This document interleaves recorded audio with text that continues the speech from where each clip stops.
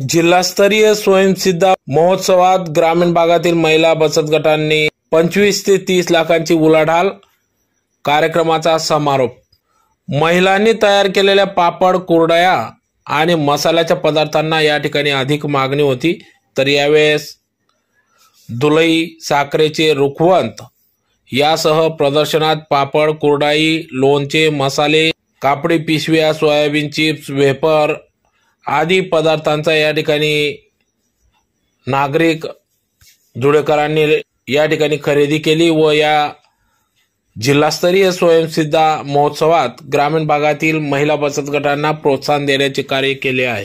सलग 5 दिवस चालणाऱ्या या जिल्हास्तरीय स्वयंसिद्धा महोत्सवाचा आज दिनांक 20 जानेवारी 2025 रोजी दुपारी 2 वाजता समारोप कार्यक्रम पार पडला। यावेळेस सीओ विशाल नरवाडे यांच्या उपस्थितीत सदर हा समारोप करण्यात आला। यावेळेस रांगोळी स्पर्धा, पाककला स्पर्धेचं बक्षीस वितरण देखील पार पडले। यावेळेस मोठ्या संख्येने महिलांनी सहभाग नोंदवला होता। तर यावेळेस येत्या काही दिवसात 2 महिन्याच्या नंतर या ठिकाणी पुन्हा जिल्हा व राज्य स्तरावर भव्य स्वरूपाचं या ठिकाणी स्वयंसिद्धा महोत्सव राबविण्यात येईल असा विश्वास या ठिकाणी सीओ विशाल नरवाडे यांनी आपली प्रतिक्रिया व्यक्त केली, मनोगतातून व्यक्त केले। तर बचत गटांनी उत्पादित केलेल्या मालाला बाजारपेठ उपलब्ध व्हावी या उद्देशाने मिनी सरस व जिल्हास्तरीय स्वयंसिद्धा महोत्सव या ठिकाणी घेण्यात आला होता। तर सलग 5 दिवस चालणाऱ्या या महोत्सवात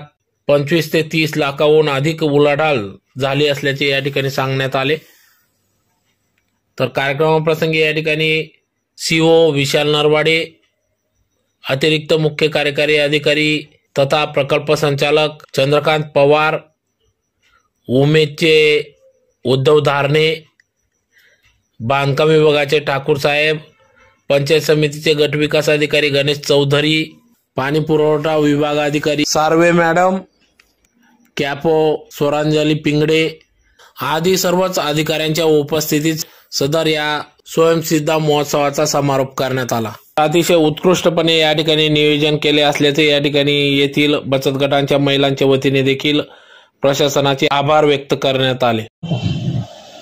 बँका काय आहे म्हणजे मला माहीतच नव्हतं, कसं झालं जरासं जास्त ज्ञान वाढायला लागलं म्हणजेच माझं असं वाटते की मी शिकेलं जाय, मला असं वाटते माझ्या मनानं की मी शिकेलं जाय।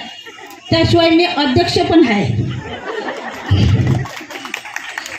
म्हणून मी स्वतःच एक गाणं तयार केलं। रमाबाई बचत गट सुनगाव, तालुका जळगाव जामोद, जिल्हा बुलढाणा।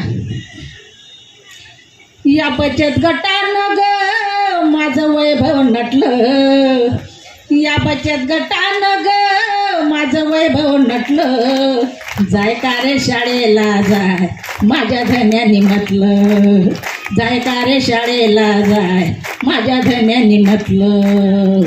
साऱ्या गावात प्रगती झाली, गटाच्या साह्याने मला म्हैस मिळाली। म्हशी भेटेल तर आम्हाला काय, साऱ्या गावात प्रगती झाली, गटाच्या साह्याने मला म्हैस मिळाली। या उद्योगधंद्यामुळे माझं नशीब नटलं, या उद्योगधंद्यामुळे माझं नशीब नटलं, जाय का रे शाळेला जाय माझ्या धन्यानी म्हटलं, जाय का रे शाळेला जाय माझ्या धन्यानी म्हटलं। बँकेचे व्यवहार बाई मी करायला लागली, गटाची रक्कम जाऊन भरायला लागली। हिवराडे बाईचं गाणं कार्यशाळेत म्हटलं, हिवराडे बाईचं गाणं कार्यशाळेत म्हटलं, प्रशिक्षण शिबिराला जाय माझ्या धन्यानी म्हटलं, प्रशिक्षण शिबिराला जाय माझ्या धन्यानी म्हटलं, प्रशिक्षण शिबिराला जाय माझ्या धन्यानी म्हटलं। हे सांगण्याची खरंच आवश्यकता नाही सर। त्या ठिकाणी आपण फक्त 60 बचत गट आणि 15 फूड स्टॉल असं आपलं नियोजन होतं, परंतु 60च्या दीडपट जवळपास 96 म्हणजे दीडपटपेक्षा जास्त 96 बचत गटांनी या ठिकाणी सहभाग नोंदवला आणि तिकडचे 15 जे बचत गट आहेत त्यांनी तर म्हणजे विचारायलाच सोय नाही. म्हणजे खानदेशचे अस्सल खवय्ये आहे त्या ठिकाणी म्हणजे देत ते खाद्यपदार्थांचा लाभ आपल्या धुळेकरांनी घेतला. या ठिकाणी ही जी आलेली महिला आहे ही महिला आपला गावाचा घराचा उंबरठा ओलांडून या ठिकाणी ज्यावेळेस येते त्यावेळेस म्हणजे तिचा कॉन्फिडन्स जो असतो आणि पुन्हा इथं आल्यानंतर जो कॉन्फिडन्स असतो, जो आत्मविश्वास असतो, तो त्यांच्याशी बोलल्यावरच आपल्याला कळतो. आणि धुळेकरांना निश्चितपणे या गोष्टी त्या ठिकाणी कळाल्या असतील. सर, आपण आपल्या संकल्पनेतनं आम्ही जस्ट म्हणजे ते डाटा ठेवायचा प्रयत्न केला. अजूनही ते मुलं समोर बसलेले आहेत. तर सगळेच जण तिथं नाव नोंदवत नव्हते, पण जेवढे नोंदवले ना त्याच्यामध्ये पहिल्या दिवशी जवळपास 2,500 नावं नोंदवले गेले होते पहिल्याच दिवशी. परंतु दुसऱ्या दिवशी तो आकडा डायरेक्ट दुपटीने गेला सर, 3,500पर्यंत.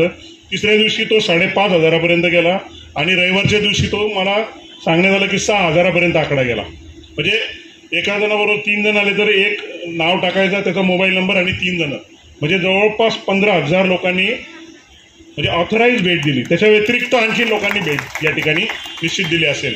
या ठिकाणी विक्रीचा उच्चांक झाला का मला माहीत नाही, परंतु जो आकडेवारी मी रोज त्यांच्याकडून घेत होतो तसं संख्येमध्ये त्यांची वाढ होत होती.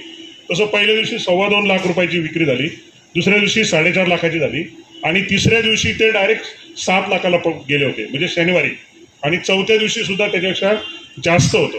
तर या ठिकाणी आपण तिन्ही गोष्टी ठेवल्या होत्या. एंटरटेनमेंट या स्टेजवर ठेवलेली होती, तिकडं खाण्याची आपण व्यवस्था ठेवलेली होती आणि इकडं बचत गटांचं त्या महिलांनी घरगुती केलेली उत्पादनं जी आहेत.